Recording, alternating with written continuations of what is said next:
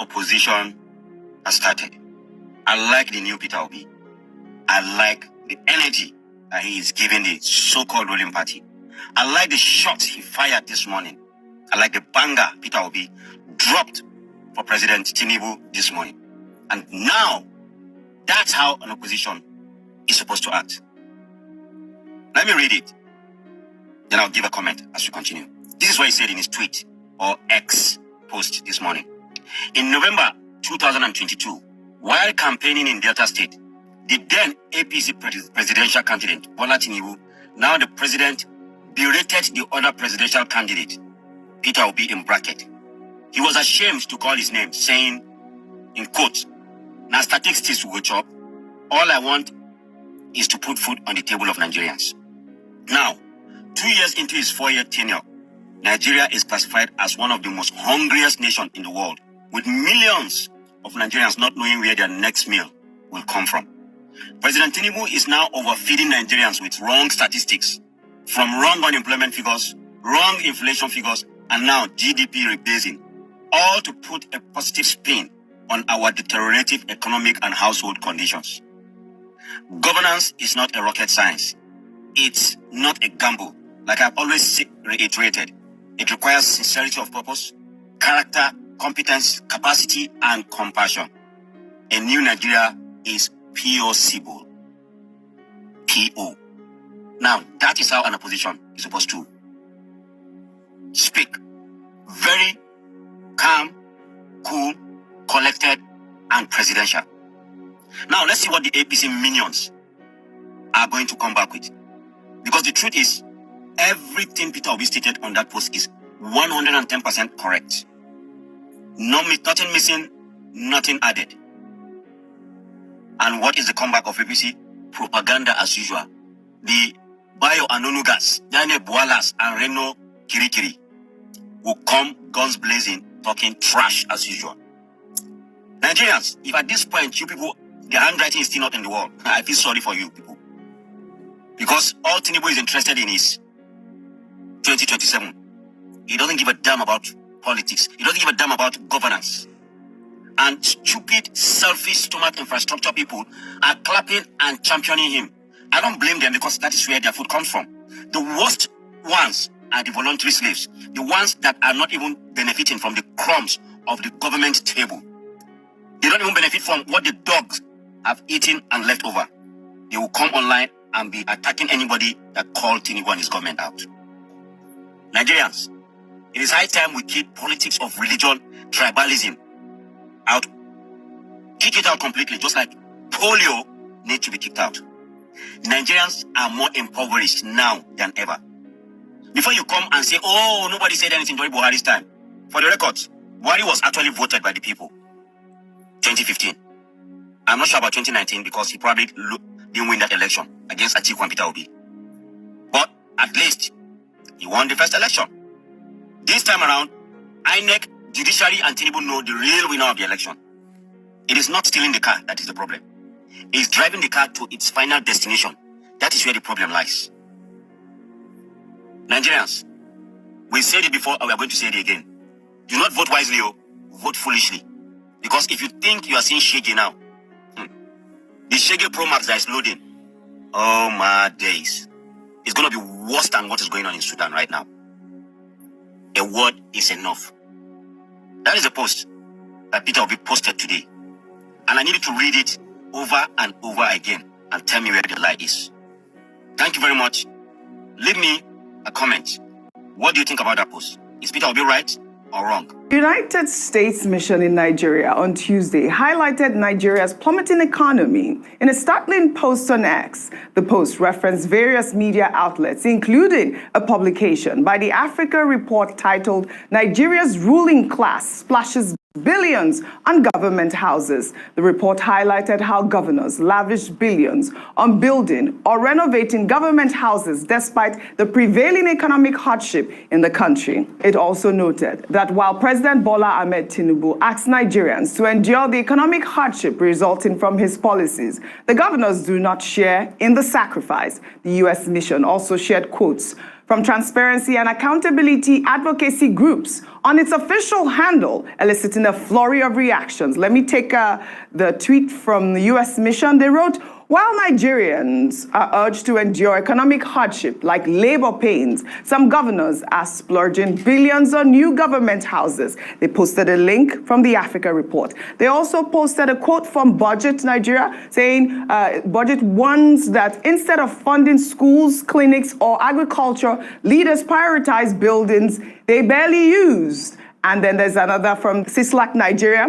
There is more money, little accountability, and no priority. Such alleged lack of fiscal responsibility fuels inequality and erodes public trust. With the hashtag Transparency Tuesday. Have you been following U.S. mission? I mean, this is about the first time I'm seeing this hashtag Transparency Tuesday. They are not holding back. And I didn't understand why that tweet came out yesterday with the, that hashtag Transparency Tuesday, but I'll come to you. Let me take a tweet about a reaction. Some people might agree or disagree with Onyali Kalu, who wrote, it's deeply concerning that the official social media handle of the U.S. Embassy in Nigeria appears to be amplifying narratives aligned with opposition parties, particularly through the promotion of content that consistently undermines the APC-led federal government and President Tinubu's administration. While we respect the sovereignty of nations and the principles of free speech, it is expected that foreign diplomatic missions operate with neutrality,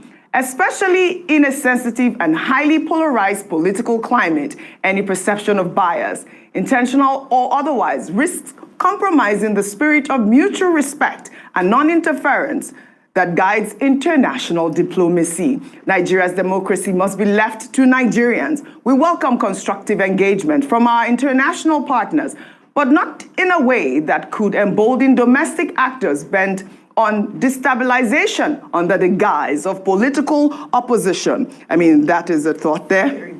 Do you like that? Okay. Very beautifully expressed. Yeah. I think it encompasses it all. Yeah. There are several issues, but I think the main issue that the biggest takeaway from this is, are we comfortable with any country that is outside of our borders, being this vocal with regards to criticizing a sitting government? I think governance, accountability, and all things surrounding are important conversations to have, but they should always be done within the realm of diplomatic. There's a reason why we call it diplomacy, because there's a certain tone that it has to take. And this coming on Twitter, it felt a little bit like an attack. Now, we know that the current American administration, Donald Trump's administration, does do things in a very non-traditional way. However, it is also always important as a diplomat, as a representative of your president and your government, to ensure that you respect the sovereignty of the country where you operate. Because what this does is it amplifies other conversations that are taking place. What are these conversations?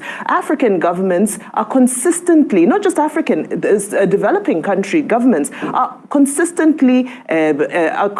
accusing some of these global superpowers of interfering, of instigating regime change, of doing what we call color revolutions, which is when they get involved with various NGOs and sectors of opposition to destabilize the nation. So that is of huge concern. Yes. And it also follows, if you remember, around Democracy Day, there was also a communique that was issued around freedom of speech and so forth, which embodied the rest of the diplomatic corps. At least the tone of that particular message had been more around the realms of the rule of law. But this one really felt extremely charged and opinionated. Is it true? Yes.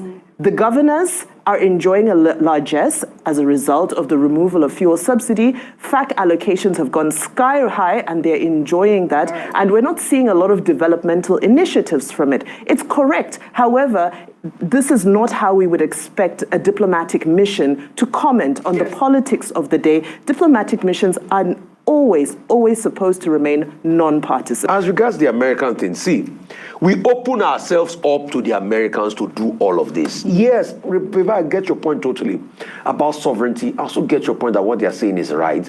But we open ourselves up. Are we not the same Nigerians that are so quick to go and say, give them visa ban, politicians that are doing wrong in this country? Are we not the same Nigerians that are so quick to go and open our ports down for them to be able to give us aid? Are we not the Nigerians that are so dependent on their aid? Is it today we know that America always interferes in global politics? Salvador Allende in Chile. Is it today that we know that America funded a national daily in Chile to be able to usurp Salvador Allende and supported the likes of Augusto Pinochet? Is it today we know? It's not today we know now. So let's stop deceiving ourselves. All the NGOs that you see that are cited, their budget and all of that, is it today we know that NGOs get funding from American governments? So let's stop deceiving ourselves. That's why we say for us to be a sovereign nation, we must start with credible, sensible leadership. A leadership that caters to his own people. A leadership that does not disgrace his own people. When they get a lot of money, they go and build government houses. Right. A leadership that invests in the welfare of his own people. So that's where we should start from. It's not today America has been poke-nosing into the affairs of every government, and they will constantly poke-nose. Were you know in this country, when we had to wait for John Kerry to come and broker peace deal between Buhari and Goodluck Jonathan, are we not the ones constantly calling them for peace? Is it not the same political actors that are bringing them to meddle into our affairs if it favors them or it doesn't favor them? All right. So why are we surprised? All right. Dr. Abati, your Okay, thoughts on just both? to state a principle of international, customary international law. If I just stay, I'm not going. Thank you. You see, my guy, I have spent 58 years in the North. One mistake that you pointed out the mistake that we obedience are doing. Let me also point the mistake that you Northerners are doing. You see, you've held a narrative for too long. Now that we are becoming wiser and, freeing ourselves from those narratives, you are becoming uncomfortable. You want a political atmosphere where the North writes and dictates the narrative. You want Peter Obi to do certain ways before he qualifies to earn your vote. And we are telling you that the obedient cross across North-South. There are Northerners that are obedient, Muslims that are obedient, and they're in everything. They're in Kano, they're in Katsina, where you are from. But the truth is that you, particularly the Muslim North, you want it to be that, okay, what relationship did Tinubu build with the North for him to become president? Because he rigged Buhari in and forced himself and bring fake bishop and fake this thing. Must somebody you are not looking at what has Atiku told us that he's going to do if he's elected? What exactly? Tell me one strongest point Atiku said he's going to do. Tell me one strongest point Tinubu said he's going to do. Here is somebody who has told you over and over how the country is destroyed, how he's going to fix it, what he's going to do, what he's not going to do. He has told you everything. Look, my friend, Save. The moment you started speaking, I know that you think you own a narrative that comes out of a place of intelligence. But the truth is that your narrative still come out of a place of bias. Because why the North have always think that they own the narrative? Because over time, we Southerners, we've not taken politics seriously. We don't come out to vote. We don't even aspire to be president. We just want to go about our normal business while you run politics. But we've given you this politics long enough. You have been messing it up. 8 years of Buhari, what did you do with it? I'm sure if this program had come out during Buhari's time, you would have found excuses to support him. The truth is that you don't want Peter Obi because he's an Igbo man. Because somewhere in the gathering of Northerners, you have vowed that, you say if it was Rochas, I can bet you with my life that if Rochas was there and is contesting against a Muslim Northerner, you still would have not voted for Rochas. You are just saying this because the situation has not presented itself. You understand what I'm saying? So, the truth has to be said. The North, which you belong to, must come out of this. We cannot vote for the South. Because if you feel you can't vote for Peter Obi, we too cannot vote for Atiku. That Atiku has established a strong relationship with Peter Obi that has been going to Sokoto. Peter Obi was with the emir of Sokoto. Was it not Peter Obi that went to meet a Muslim cleric? That a Muslim cleric gave him it's not a turban, that big coat. Another Muslim cleric came up and said that why should they vote for Peter Obi? That Peter Obi is the one who unalived Sultana of The truth is that you don't paint it. I've stayed too long enough to to know where you are coming from. The truth is that even if Peter Obi converts to Muslim today, the father is an Igbo man, you won't vote for him. Even if Peter Obi has been even if Peter Obi marry Aisha Mohammed, you will not vote for him. All right, guys, welcome to my channel. Guys, so this is one of the most interesting debates that we've ever seen ever since this election matter started with Tinubu, P2B, and Atiku. And it's currently all about P2B. A lot of the Northerners are saying that, you know, because P2B is an Igbo man and too many excuses, of which we know very well that even though P2B is an Igbo man, but, you know, we are talking about the strategies and the idea that the young man is presenting to the people. Of course, looking at what the ideas that P2B is presenting to Nigerians, we all know very well that these ideas are definitely going to do something different to what we've been seeing with our dear President Tinubu, right? So we're going to actually allow you to see other parts of the video update. And just in case it's the first time you're also seeing us or you're seeing this channel, please do us well to subscribe and then turn on the post notification bell, for subscription is free. Let's go straight into the video updates and I'll be right back. Buhari say one thing which everybody always use against Buhari, that Nigeria youth are lazy. Seriously, Baba, I can tell you this. Nigeria youth are truly lazy. We are loud. We're full of speaking, shouting. You know, when you talk and then you after ranting, you go inside and sit down. You don't, there's no action on your word. It doesn't make any sense. You understand? You know, you see there are so many countries who have come up to fight for their nation. They win because they was ready to do it. They did not get time to go online and speak and go inside and sit down. They come out and fight. Kenya came out and fight. Nigeria is the giant of Africa. What are we doing? So we're talking about somebody, the last live you did, which I was following, but I was not with you. I didn't join, but I was just following up. Somebody was speaking about Peter Obi will not win the North because when he comes to North, he doesn't go to church, he doesn't go to mosque. How can somebody have that kind of mentality? Huh? So he's not pretending. It's not like Sawulu, somebody who is a Muslim who will come to church and start doing ushering. Huh? Or because you want them to vote for you to become usher. He's not that kind of person. So you can't say a word like that. Now Peter Obi says something when the presidential election case was in the court. He said something. He said he doesn't want the youth to just support him or want their country back just like that. I want you people to join us, to work with us. We need you, the youth. We need you all. What does that mean? What does that say to the youth of Nigeria? Join them. Don't say that politics is dirty and sit inside your heart and start saying that, oh, these old fools want to kill you. So who is the young agent that want to rescue the country for you?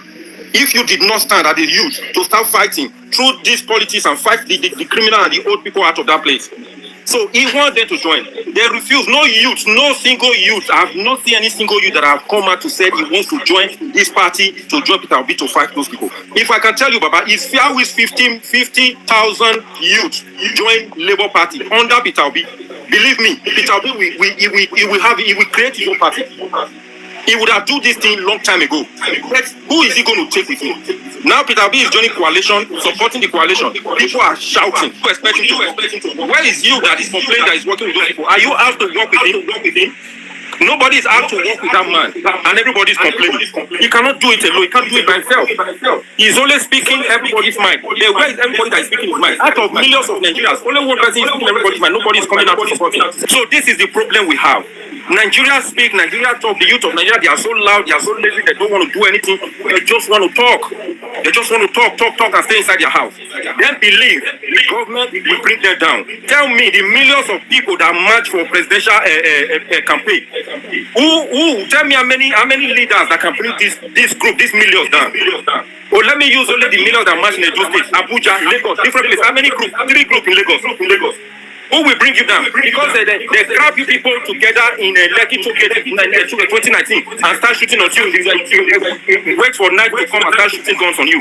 That's when you believe that yes, they can kill you. If you come out in the daytime and match those people, even the army, the police, they are ready. They are waiting for you to bring it up. So what I'm trying to say here, Peter Obi cannot do it alone. He needs the youth to work with him. Then nobody is coming out to work with that man, and everybody is shouting. Some of them will go at the back and be complaining about the man. Why is he doing like this? Why is he doing this? Why is he doing that? You are speaking. Are you there to work with him? No. Nobody is working with that man. And he's still going to work with the criminals. He doesn't mind working with the criminals, but he wants to be the leader of that criminal so that he can oppress them. That's the only way he can do it. He know he cannot work with the coalition if they did not make him the leader. He will not work with them. But now if he cannot work with them, he's going back to Labour Party. So in that Labour Party, who knows what is still going to happen? But the only way we can get that Labour Party down with Peter Obi is when the youth stand up on that election day. And two things again before the election. If they did not do what's it called? Oh my word, I'm forgetting. This thing Peter went to submit the other time. Electoral reform. If they did not work on it to sort that out, now there will be no election. That's what the youth have to do. Every polling unit, if you have knife, if you have stick, anything you have in your house, come outside. I was watching one guy, one video yesterday, there was a police was arresting one guy, and the rest youth was standing saying that, oh, they did not see anything in his hand, they did not do anything. They are just bullying him, they are just doing this, they are harassing him, they was dragging this guy, they naked this guy, only knicker bosses that left in his waist. And you, this full street, I can't believe that if we can talk about the youth in that street, it will not be less than 20 youth. And there's 4 policemen, you cannot come outside and bring your stick and dismantle those people. Turn this country upside down, let these people know that we are ready. This is what it is. There was a time in Brazil when even 10 years old, 5 years old, they hold pistol. When the police come to the area, all of them come outside with their pistol. The police will look at them and go back. That's what happened in Brazil years ago. That was how Brazil come to settle today. Your time is up. So, Baba, I'm sorry. This is what we need to do. We need to wake up. The youth need to wake up. This is not all about Peter Obi. The youth need to wake up to take their country. But tell us something. Peter Obi is a billionaire. He will be fine, no matter how Bola ruined the economy and ruined the life of our children. Trust me, Peter Obi will be fine. Peter Obi has come out to be like a canoe in the sea. We have to jump into that place and find our way out of our current situation. So if you are waiting for Peter Obi to come out and remove his shirt, to parade himself all over Nigeria, he is not going to do that. He has already taken more risk than an average Nigerian, because we know the kind of politicians we are dealing with. So his business, his family, his own personal life is at risk already. So it is up to us to decide who we want to lead us. Because you see, we always say we are scared. But if we are in a flight and we push, not even in a flight, if you are sick and you see a doctor and then one chemist man, you would want that doctor to treat you, no matter what. Go ahead. So, if you put Bola, Atiku, and Peter Obi, that you know Peter Obi can manage the resources of our country. Let's take yesterday what the president did by giving the Super Falcons promising $100,000 each. Peter will not do that. Yes, Peter will never do that. Just imagine in a country where our average policeman or even army officer, if you have to gather their whole salary for 35 years of service, they cannot save that money. You see, but Bola is this person who actually has not created wealth in any way. So the only way we can Bola is for us to fight for our own self. Peter Obi will be don't come here and say Peter Obi should follow you to march in the street. You have to fight for yourself. It's not for Peter Obi. He has shown that he can manage the resources and give our institution that we will be able to have no mercy. That we will be able to have a president that, okay, the world will respect. We'll be able to have a president that when he says something, we will believe him because of his past antecedents. So don't believe Obi will come out and push it and fight police. It is you that your children, future and your unborn children are in trouble already. Because you see this debt, the borrow, Bola is almost 90 years. It will not be here. And government do not pay loans for debt. It is indoors. You and your children, your unborn children, will pay this money. And the only way we can have a chance to pay some of this money back if we have a good manager of the economy as a chief, which means the CEO of the country. That is the president. By then we can then have a chance. Then even if we have to borrow more, we borrow to build things that generate wealth for the country, that people will be able to have job. There will be security that, okay, when you are doing your farming, you'll be able to have security and do your farming. There will be electricity. Where after you, because if you know 50% of our agricultural produce end up being ruined because there is no storage, there's no electricity, there's no road. Okay, thank you, my brother. Can we hear from Safe? Who wants to talk? Who wants to talk? I hear a lady's voice. Is there a lady's voice among us? Is there a lady's voice? Glory. Glory. I heard somebody.